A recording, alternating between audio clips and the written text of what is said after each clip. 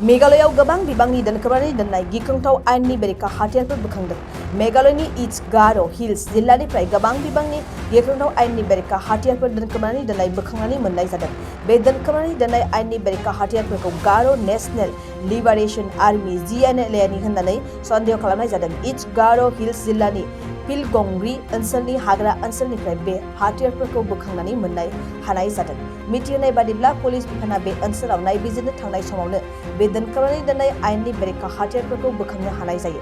हमनानै मोननाय गिख्रंथाव हाथियारफोरखौ मोन 79 राउन्ड एन्टि-एयारक्राफ्ट गुलि, मोन 175 राउन्ड 7.7 गुलि, मोन 10 मोब्लिबजों बेफ्रुहोग्रा, मोनसे 12 ब'र डाबल बेरेल आरो गासै 250 ग्रामसो गेलेटिनफोर मोननाय जादों होननानै मिथिदों।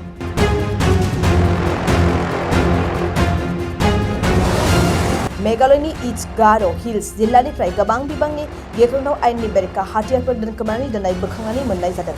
बे दोनखोमानानै दोननाय आयेननि बेरेखा हाथियारफोरखौ गार' नेशनेल लिबारेशन आर्मी (GNLA) होननानै सन्देह खालामनाय जादों। ईस्ट गार' हिल्स जिल्लानि पिलगंग्री ओनसोलनि हाग्रा ओनसोलनिफ्राय बे हाथियारफोरखौ बोखांनानै मोननो हानाय जादों। मिथिहोनाय बादिब्ला पुलिस बिफाना बे ओनसोलाव नायबिजिरनो थांनाय समावनो बे दोनखोमानानै दोननाय आयेननि बेरेखा हाथियारफोरखौ बोखांनो हानाय जायो। हमनानै मोननाय गिख्रंथाव हाथियारफोरखौ मोन 79 राउन्ड एन्टि-एयारक्राफ्ट गुलि, मोन 175 राउन्ड 7.7 गुलि, मोन 10 मोब्लिबजों बेफ्रुहोग्रा, मोनसे 12 ब'र डाबल बेरेल आरो गासै 250 ग्रामसो गेलेटिनफोर मोननाय जादों होननानै मिथिदों।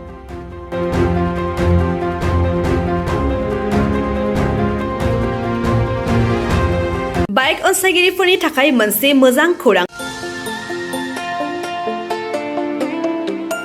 Kokrajhar GD road axis bank साखाथियाव थानाय दावहारु अट' एजेन्सिआ नोंथांमोननि थाखाय लाबोदों धामाका स्पेशेल अफार।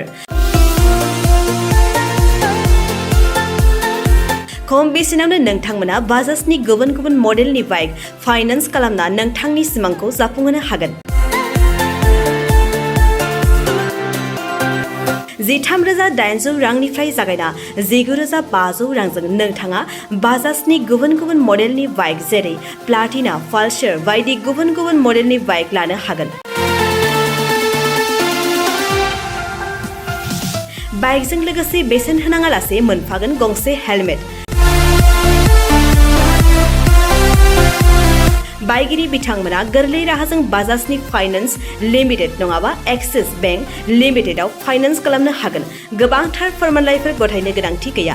खालि फट' गांसे, पेन कार्ड, आधार कार्ड, भटार आइडि आरो सोलिबाय थानाय मोब्लिबनि बिल होयोब्लानो बे सुबिदाखौ लानो हागोन। गोबां मिथिनो थाखाय 8473883986 036612705550 9957644326 आव फन खालाम।